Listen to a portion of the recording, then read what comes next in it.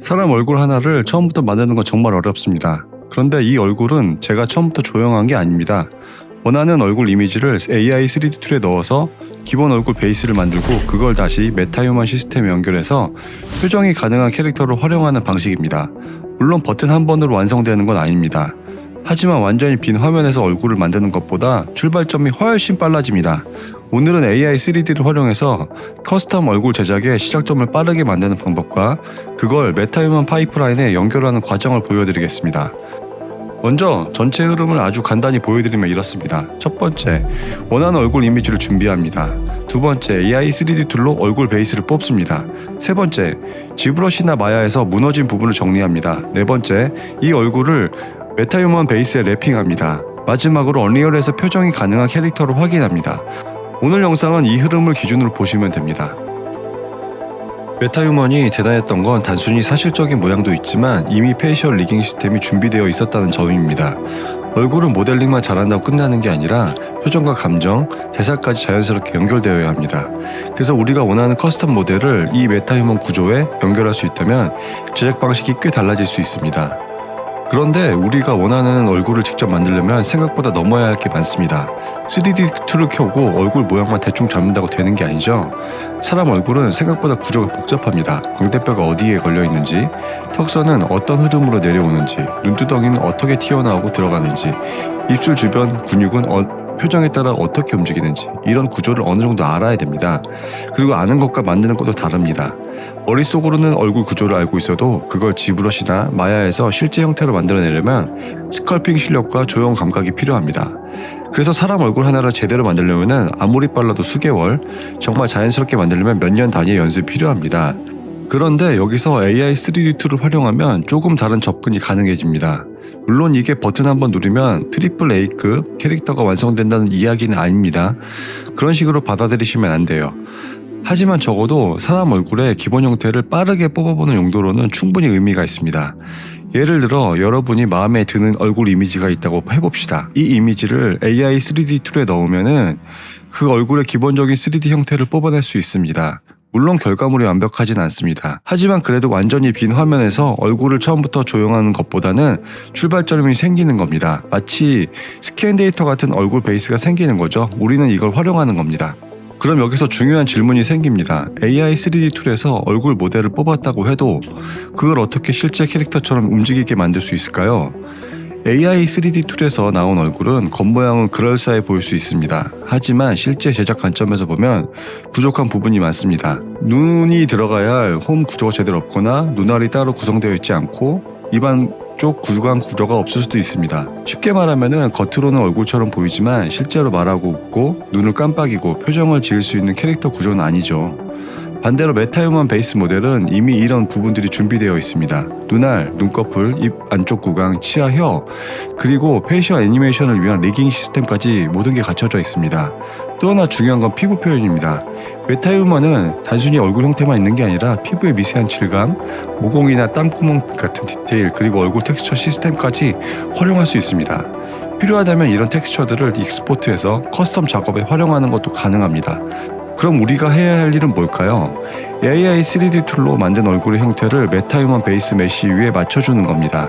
쉽게 말하면은 겉모양은 AI로 만든 얼굴을 따라가게 하고 안쪽의 구조와 움직임 시스템은 메타휴먼 것을 사용하는 방식입니다.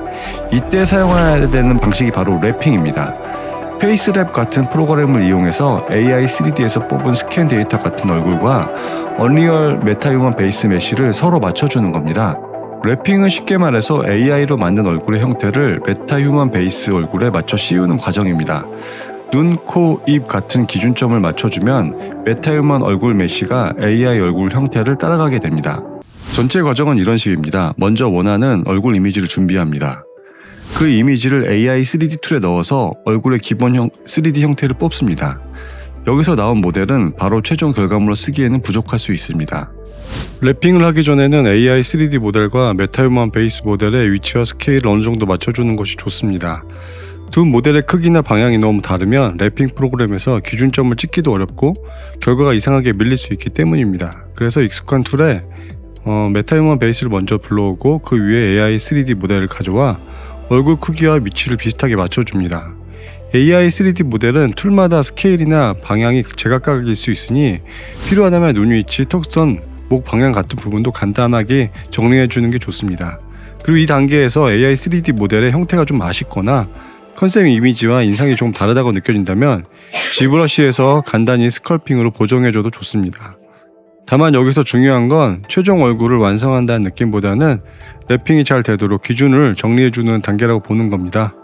이렇게 준비가 끝나면 두 모델을 각각 OBJ 파일로 익스포트해서 랩핑 프로그램으로 가져갑니다. 그리고 페이스랩 같은 랩핑 프로그램에서 AI 3D 얼굴과 메타휴먼 베이스 얼굴을 불러옵니다. 두 얼굴의 기준점을 맞춰줍니다. 눈, 코, 입, 귀, 턱, 인중 같은 포인트들을 서로 대응되도록 찍어줍니다.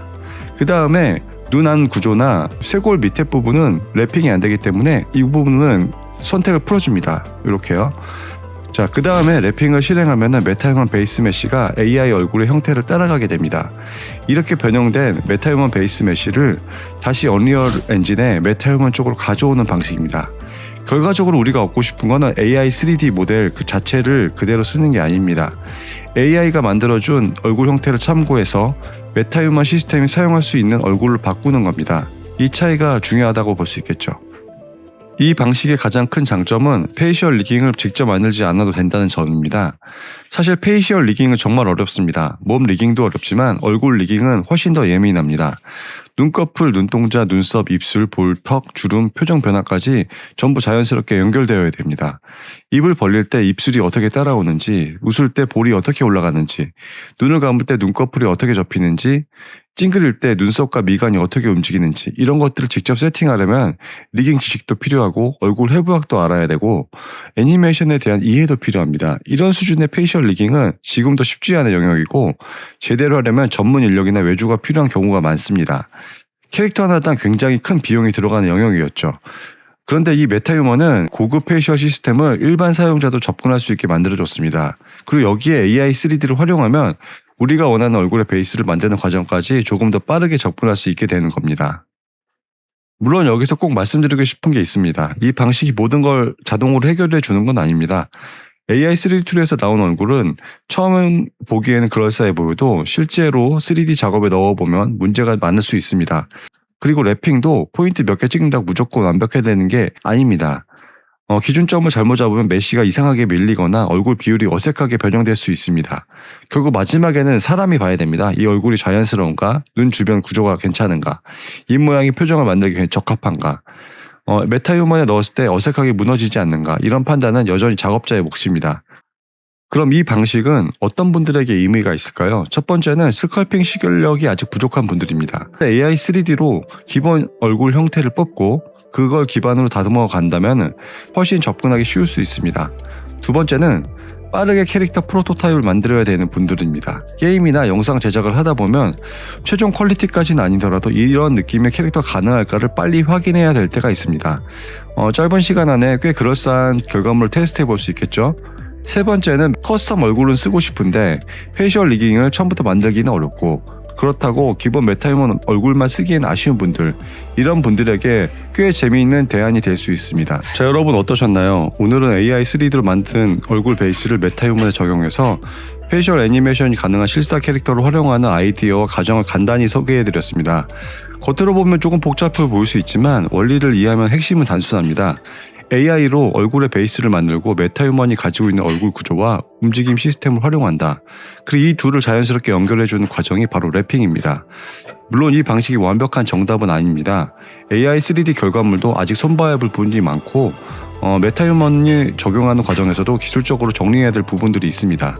하지만 저는 이 방식이 앞으로 AI 3D 툴을 실제 제작 파이프라인 안에서 어떻게 활용할 수 있을지 보여주는 꽤 현실적인 예시라고 생각합니다.